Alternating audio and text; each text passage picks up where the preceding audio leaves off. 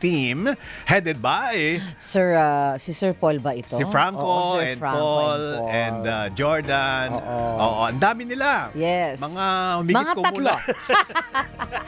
Kala ko nadagdagan na sila. Oh, ito na, ito na. Ang ating hinihintay para pag-usapan natin yung GROK.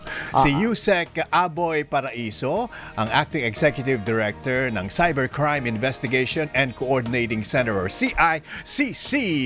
Yusek Aboy, good morning po. Welcome and thank you for joining us. Marika, thank you again for inviting me to your program. Our Hi, pleasure, sir. Yusek. Thank you po. Oo, it's always our pleasure. So, pag pinag-uusapan po namin ni Rika kanina, etong nangyari na pag-ban yata sa Indonesia at saka Malaysia, itong paggamit ng AI ni Elon Musk. Ano po? I think it's GROK. Ano po? Oo.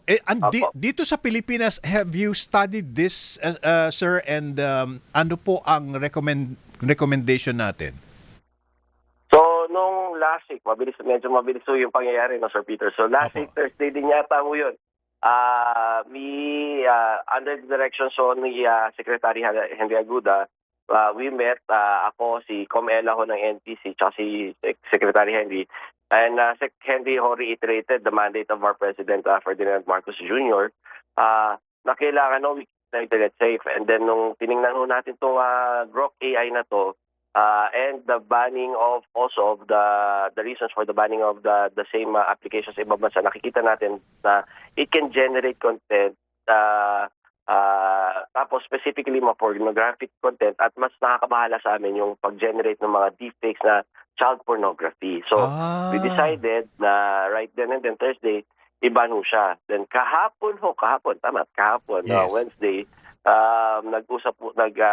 actually the following day nung Thursday last week, Friday, nag-reach out na ho si XAI who owns this particular application. Then yesterday we met with them to discuss the safeguards that are in place now para naman ho masiguro na hindi na maulit itong mga ganito pangyari, yung mga content creation features niya.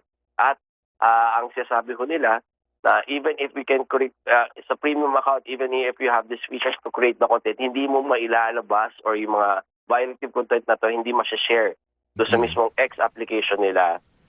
So we decided din kahapon to lift the ban na on GROK AI. Okay. So, ibig pong sabihin ba nung nag-utos ng ban, that means hindi na pwedeng i-download yung app? So, blinak po natin yung mga applications nila. Unang-una, Sir Peter, yung blinak natin yung website to download the application. Pero Okay. naging available pa rin siya both sa iOS App Store at saka sa Google Play. So that was the next step to reach out to these platforms para i-geofence nila from the Philippines yung pag-download ng applications na to. So pwede naman ho nila gawin yun eh. But it was superseded by the communications at saka yung pagre-reach out ho Yes. ng XAI po. Okay. So, ano po ang status ngayon? Pwede nang i-download pero geo-targeted yung mga controversial features? So ang status ho ngayon, Sir Peter, is right now it is now unlocked.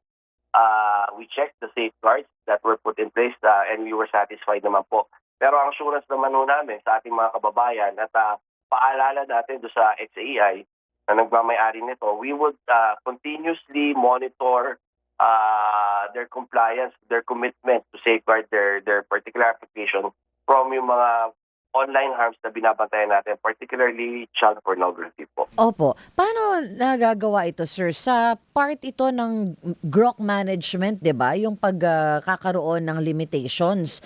But how can we assure na whatever prompt ang pwedeng ibigay ng user ay hindi mag-generate ng unwanted content natin? The same way as how we tried blocking illegal websites, pero hanggang ngayon, meron pa rin mga nakaka-filter through.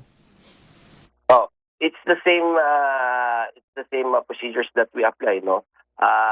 We took a look at their safeguards and we were satisfied naman. Pero we admit, gaya ho na sinasabi niyo, we admit that there's no 100% assurance na wala makakalusot. Pero ang sinasabi ho ng both ng XAI, is that government would have a green lane access na hindi nadadaan doon sa usual channels nila. Pag may nakita tayong content na gano'n, ibablock nila kagad pag pinag-kagad natin.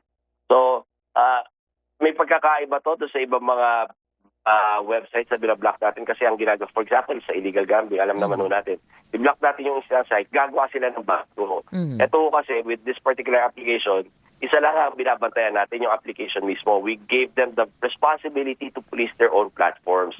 So, nag-comply naman po sila. Pati po ito sa mga user ng X, no? Kasi naka-integrate din into that platform. Tama po, tama po. Tama po sila. Actually, sila ho talaga yung main consumers ng GROK because naka-integrate nga ako doon sa platform ng X po. Pero yung capability po, Yusek Aboy, na deep fake, to create deep fake, is that still available kapag ikaw ay gumagamit ng Grok? Tama po, Sir Peter. No? From our discussion, magiging available lang siya doon sa mga premium or premium users nila, yung mga premium accounts nila. That undergoes a very scrutinized process kung saan bine-verify nila pati identity nila. So pag halimbawa nagkaroon ng violative content, madali i-take down at madaling ma-identify sino yung gumawa ng mga violative content na yun. Pero wala pong preemptive measure para hindi na po magamit ng mga hindi masyadong maganda yung agenda sa buhay. Reactive po ang mangyayari. Kasi nga parang it's a balancing of interest din po, Sir Peter.